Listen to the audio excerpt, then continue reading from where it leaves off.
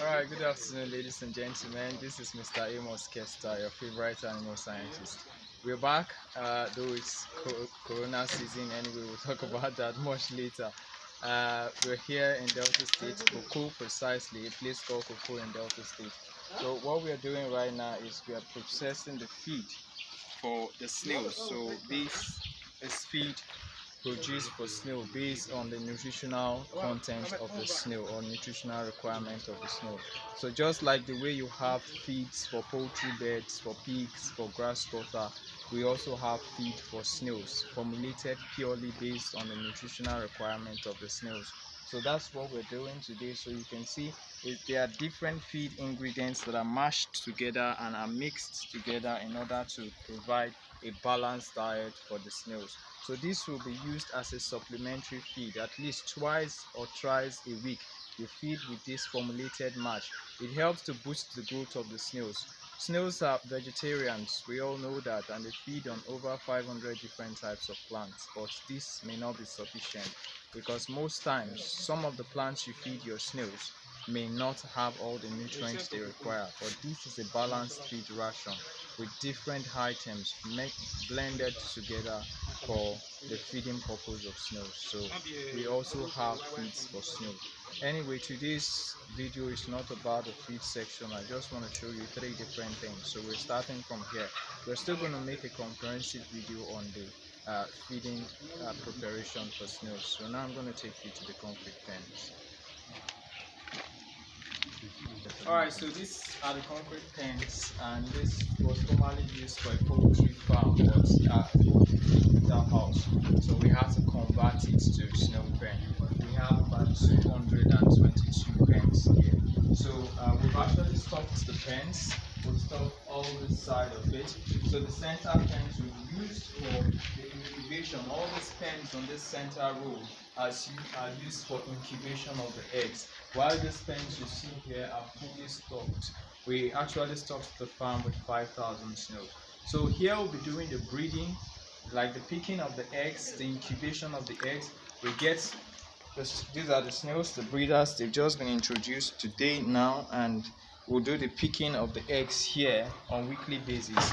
And we'll do the incubation of the eggs on this row. You can see we have incubated our first set of eggs here. So of course you've seen a lot of that, so we're going to take you now to the greenhouse. So after we do the sorting of the eggs, we incubate the eggs, and when they hatch, we'll move the young snails into the greenhouse. So now I'm going to take you to a fully ready greenhouse.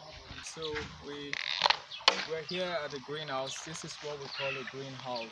Now you can see the inside of the house is green, and we'll try to prevent predators from having access into the structure. So if you come here now and look at the side, you will see what it looks like. So you can see what it looks like. It's well secured from predators and insects. So this net is also 70% insect repellent net. So no insects goes inside, and it's well secured to the ground, to the wall. So you can see for anything to have access to this, it has to go through this.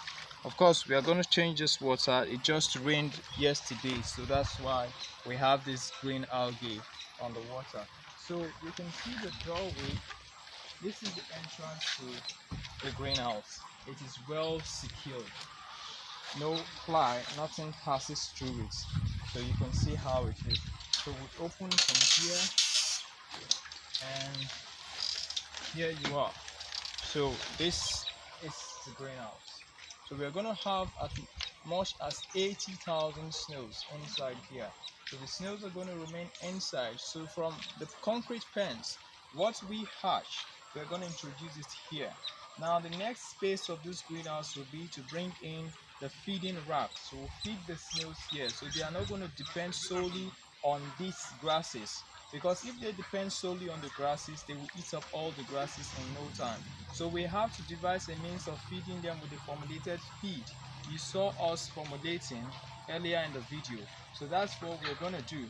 So you can see these are young snails that were just brought in.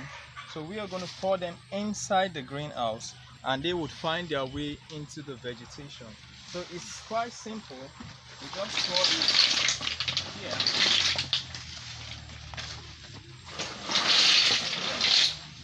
so they will find their way right inside the greenhouse. So we're going to make another video concentrating strictly on the greenhouse. So when you come inside, you can see it is quite green, secured. There's nothing as reptile here. There's no snakes here because they don't have access into this building. So everything here is secured. So the snails are going to grow faster here and bigger.